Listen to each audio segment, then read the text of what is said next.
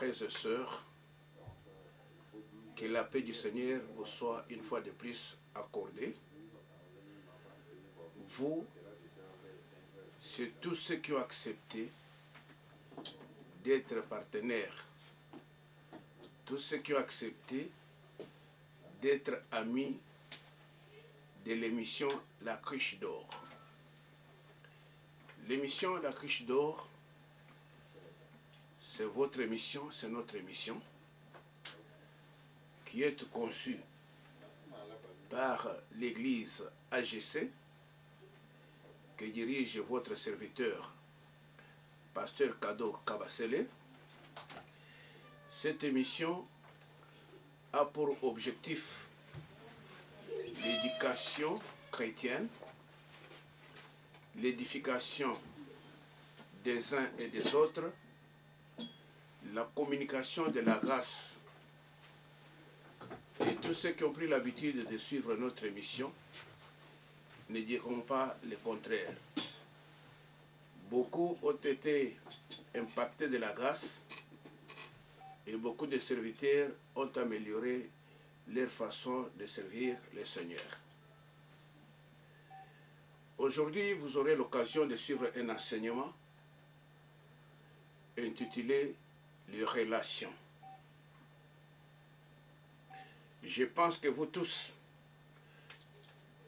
qui nous suivez à ce moment, vous avez chacun des relations.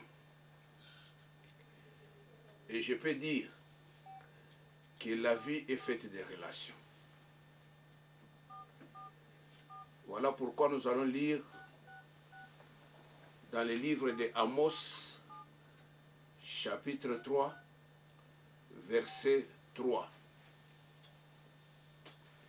Il est écrit ceci dans la Bible. Deux hommes font-ils route ensemble sans être d'abord mis d'accord? C'est ce qui est écrit dans le livre d'Amos, chapitre 3, verset 3.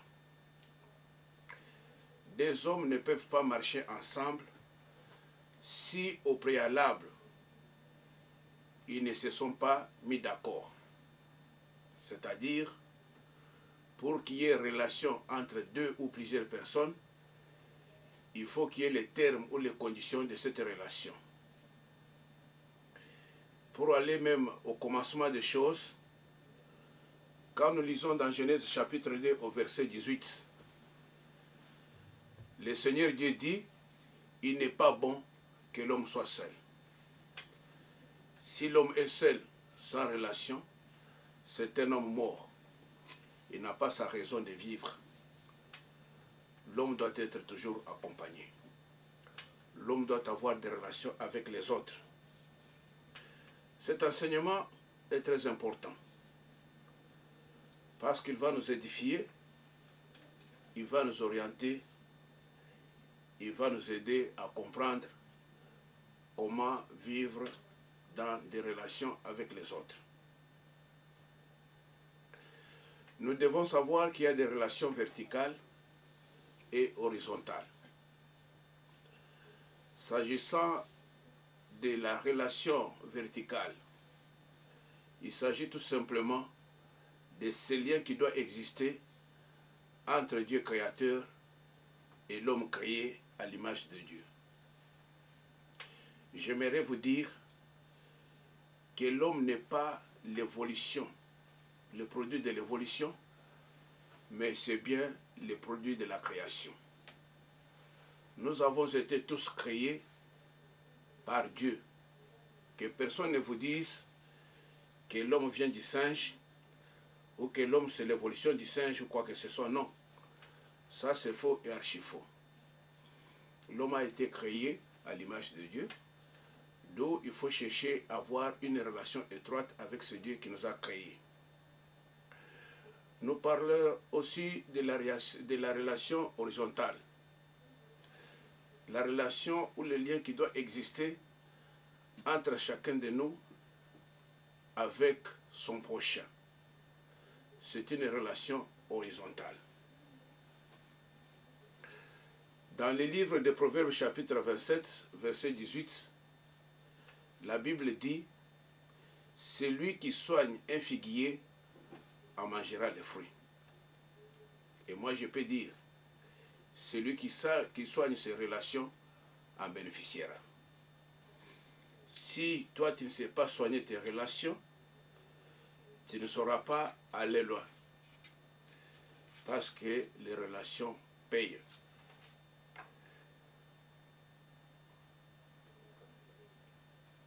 J'aimerais vous dire qu'il y a 3 sortes de relations.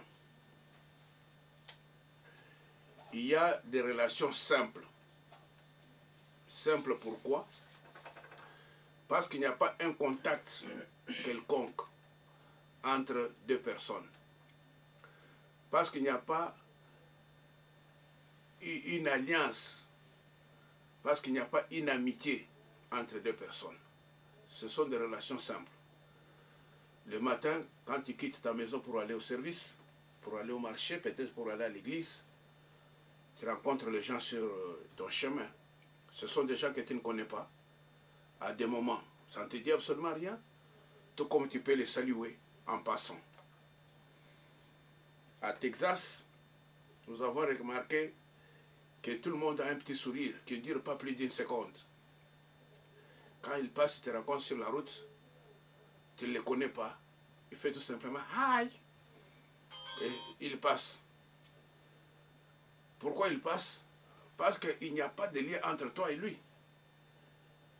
Mais d'une manière courtoise, il peut faire tout simplement un petit sourire de moins d'1 seconde. « Hi !» et il s'en va. Ce sont des relations simples. Même à l'église, vous pouvez vous retrouver dans une même église, mais ce n'est pas avec tout le monde que tu as des relations. À des moments, le pasteur peut dire « Saluez-vous les uns les autres ». Tu peux remarquer les gens qui se saluent. D'une façon rapide là. Il peut saluer la première personne, la deuxième personne. Quand il arrive à la troisième personne, il s'arrête. C'est qu'il a une relation avec cette personne-là. Il peut lui demander comment ça va. Comme dans une église, un dimanche, le pasteur a dit aux gens, saluez-vous les uns les autres. Quelqu'un passait, il a salué la première personne, la deuxième, la troisième. Arrivé à la troisième personne, il s'est arrêté. Ah, comment ça va? Et maman Marguerite à la maison, est-ce que ça va? Oui, ça va. Et les chèvres, tout ça. Bon, il avait besoin d'avoir les informations sur la personne parce qu'il se connaissait. Parce qu'il y avait une relation avec elle. Mais là où il n'y a pas de relation, c'était juste bonjour, bonsoir, et on passe. C'est ça ce que nous appelons les relations simples. Nous avons aussi les relations conventionnelles. Par convention, on se retrouve dans une relation. Parmi nous tous, personne n'a choisi ses parents. Personne n'a jamais choisi ses frères et sœurs.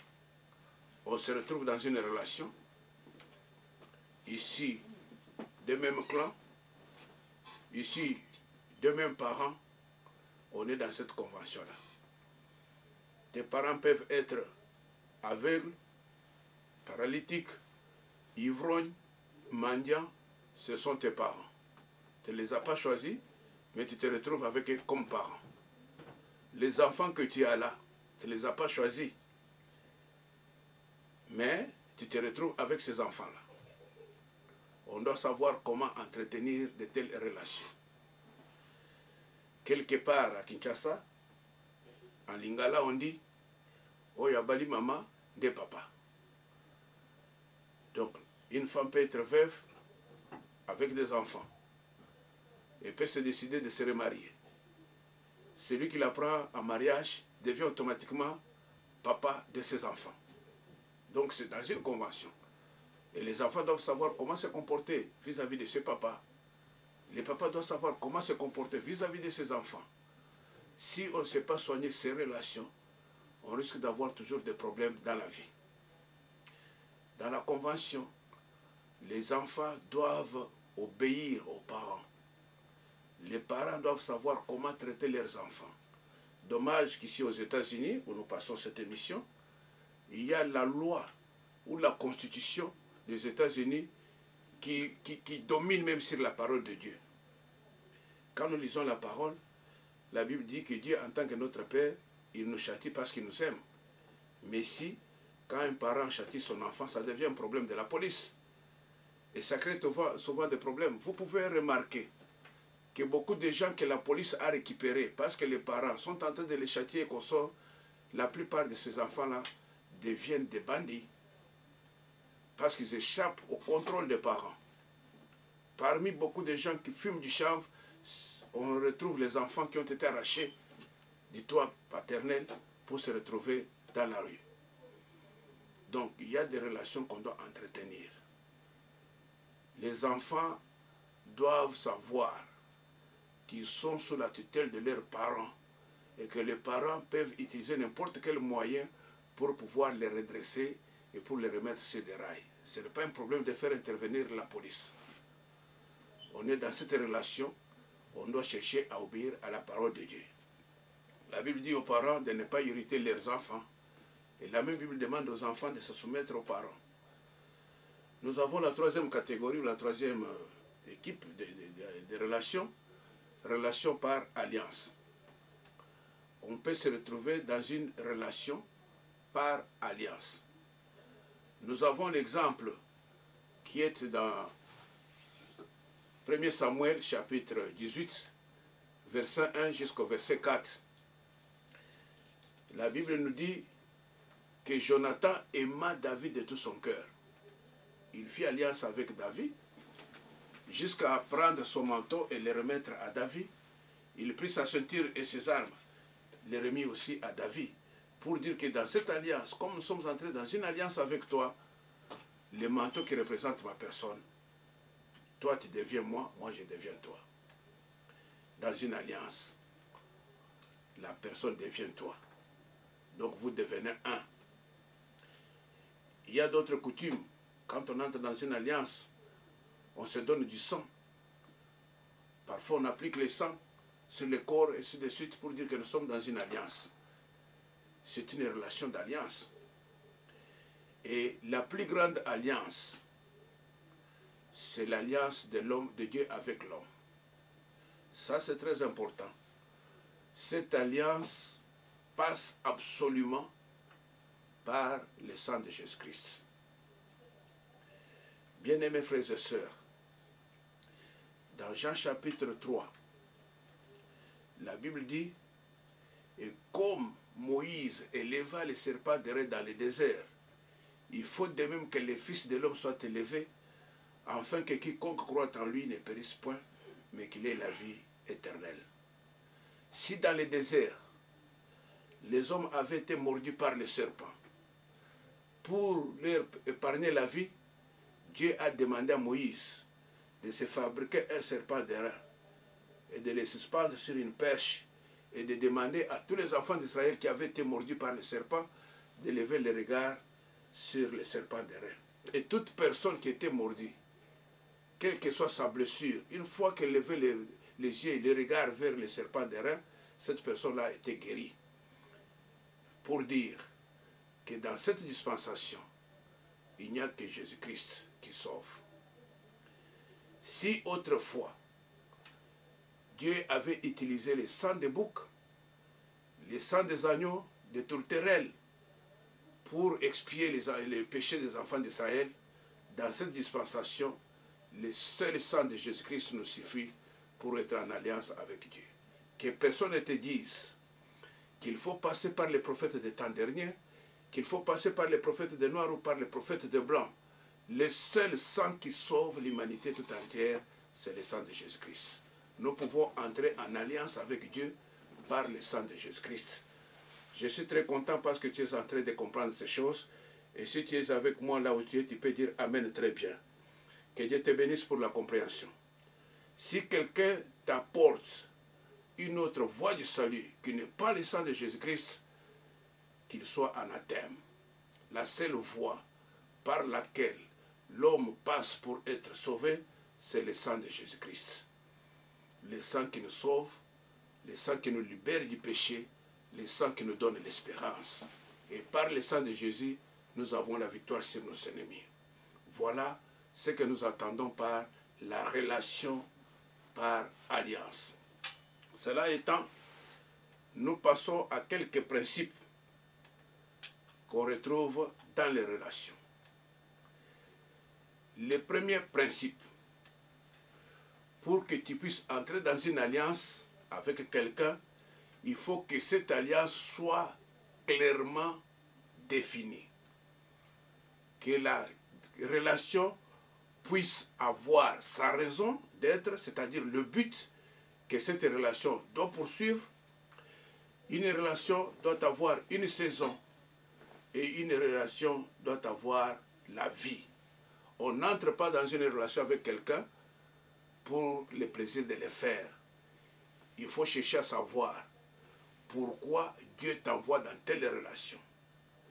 Quelle est la raison d'être de cette relation? C'est pour quelle saison et pour quelle vie? C'est là que je voudrais dire qu'une relation aussi peut expirer. Une relation peut expirer. Si une relation expire et que toi tu veux continuer avec cette relation, tu vas en souffrir. Le deuxième principe, il faut éviter d'être désespéré jusqu'au point d'acheter l'amour ou d'acheter un mariage. On n'achète pas l'amour, on n'achète pas le mariage. Si quelqu'un ne veut pas te marier, laisse-le aller. Il ne faut pas commencer à lui faire des cadeaux pour qu'il t'accepte. Il ne faut pas commencer à lui dire n'importe quoi pour qu'il t'accepte. Ça va tourner au vinaigre. Lorsqu'on veut entrer dans le mariage, c'est d'abord le point central, c'est le cœur. Si le cœur n'a pas l'amour, tout ce que tu peux faire pour forcer, ça va tourner contre toi. Là, j'ouvre une parenthèse pour dire à ceux qui ne sont pas encore mariés que pour avoir une fille, pour t'accepter, il faut s'adresser à son oreille. À force de lui dire de bonnes choses, la fille peut arriver à t'aimer, peut arriver à t'accepter. Mais il est difficile à une fille, et presque même impossible à une fille quand on lui demande la main, de dire que j'accepte. Mais c'est à l'homme de comprendre par les gestes que cette fille a déjà accepté. Oui, et pour avoir un homme, il faut lui présenter la partie qui peut l'intéresser. Il peut aimer à travers la figure, il peut aimer à travers les cheveux, l'habillement et consort. C'est pour cela que je conseille aux célibataires de toujours être chic. Il ne faut pas dire que l'habit ne fait pas les moines. Oui, si l'habit ne fait pas les moines, mais moi je vous dirais que l'habit annonce les moines. Avant de voir le cœur, on voit d'abord l'aspect extérieur, toujours propre. Et cela peut faire en sorte que tu sois aimé et que tu puisses aimer. Mais il ne faut pas acheter l'amour, il ne faut pas acheter le mariage. Il y a des gens qui font des commissions pour leurs enfants. C'est bien bon. Mais de tels mariages tournent toujours au rond. Ça peut durer une période. On abandonne les enfants sur la rue. Beaucoup d'enfants qui sont aujourd'hui devenus bandits, qui sont sur la rue sans parents, ils sont issus des divorces. Et quand il y a divorce, la femme peut avoir un autre mari. Si on peut traiter de sorciers dans la maison, ce sont ces enfants-là qui sont issus de notre mariage. Voilà pourquoi nous demandons à ceux qui ne sont pas encore mariés de ne pas désespérer jusqu'au point d'acheter l'amour, jusqu'au point d'acheter un mariage. Le mariage ne s'achète pas. On ne se marie pas pour le présent, on se marie pour la vie. Le troisième principe, lorsqu'on entre dans une relation, toute relation doit se baser sur la confiance mutuelle. Lorsqu'on est dans une relation, il faut qu'il y ait la confiance mutuelle. S'il n'y a pas la confiance mutuelle, ça ne sert à rien d'être dans une telle relation. Et pour qu'il y ait la confiance mutuelle, ça se mérite. Il faut que ton comportement fasse en sorte qu'on te fasse confiance par ton partenaire ou par ton prochain. Si tu es escroc, tu es hypocrite, tu fais des coups bas et consorts, on ne peut pas te faire confiance. Peu importe, tu peux être chrétien ou pas chrétien, mais pour que ton partenaire, ton prochain te fasse confiance, il faut que cela se mérite par tes paroles, par tes actes, même par tes pensées. Aujourd'hui, il y a beaucoup de gens à qui on ne fait pas confiance, même des hommes de Dieu. Il peut te dire à la légère, viens me voir à 14 h. Arrivé à 14 h, il ne sait même pas appeler au téléphone pour s'excuser. Tu arrives là-bas, tu peux dépenser de ton temps, tu peux dépenser de ton argent, tu arrives là-bas, il n'est pas là, même pas moindre excuse. Un pasteur dans l'église, c'est lui-même qui a fait le programme, que notre culte commence à 14 h jusqu'à 18 h. Mais ça commence à 14 h jusqu'à 20 h, jusqu'à 21 h. Il n'y a même pas moindre excuse devant les fidèles. Comment les fidèles peuvent-ils te faire confiance? Quand il leur dira que venez, j'ai une fête d'anniversaire, ça va commencer à 18 h, ils disent notre pasteur c'est comme ça. Comme il a dit 18 h, c'est-à-dire 20 h. On ne te fait pas confiance parce que tu n'es pas un homme de parole, tu n'es pas une femme de parole. Je vois que ça te va tout droit au cœur. Tu es concerné, il faut changer pour qu'on te fasse confiance. Si tu es en association avec quelqu'un, si c'est ton tour d'aller acheter les marchandises à Dubaï, si tu reviens, il va chercher même à contrôler le moindre détail. Qu'est-ce que tu avais mangé les premiers jours? Qu'est-ce que tu avais bu les premiers jours? Où est-ce que tu avais dormi les premiers jours? Pourquoi? Parce qu'il ne te fait pas confiance. Parce qu'il ne te fait pas confiance. Mais s'il te fait confiance, quand il lui dit voilà ce que j'ai acheté, j'ai dépensé autant, il fait confiance parce que tu sais que tu es correct, tu es vraiment chrétien, tu es un homme de parole. Beaucoup de gens ne se font plus confiance, même dans les mariages. Même dans les mariages. J'avais donné une fois un exemple là. Une dame à Kinshasa a dit à son mari que sa mère était sérieusement malade et qu'il fallait qu'il aille la voir. Le mari a dit bon, ça va. Dans ta voiture, il y a les carburants, tu peux prendre ta voiture, tu vas voir la maman, comme elle est malade, comme ça tu me diras quoi. La femme est sortie de la maison, elle est partie. L'homme est resté seul à la maison. Il s'ennuyait, il s'est dit non, je vais prendre un verre quelque part. Il sort dans le quartier Matongé pour aller dans une buvette. Il voit la voiture de sa femme parquée quelque part. Il s'approche, il se rend compte que c'est réellement la voiture de sa femme. Alors, il appelle sa femme au téléphone. Oh chérie, où est-ce que tu es? La femme lui dit, je suis déjà à Massina. Ah, tu es déjà à Massina, ok. La voiture, elle est où? Non, je l'ai fait entrer dans la parcelle. Ok, maman est là, comment elle va? Non, elle va bien. Tu es avec elle là-bas, tu peux me la passer pour que je lui dise bonjour. La dame qui lui dit, non, elle ne sait même pas parler. Ah bon? Alors, le bon frère X, c'est ce qu'il est là. Tu peux me le passer au téléphone? Non, il vient de sortir. Mais l'homme était devant la voiture. Il entre dans la buvette, il voit de loin sa femme dans cette buvette-là avec d'autres maris en train de boire. Frères et sœurs, est-ce qu'à une telle femme, on peut lui faire confiance? On ne peut pas lui faire confiance. Même si on peut l'accepter de retourner dans son foyer, chaque fois qu'il posait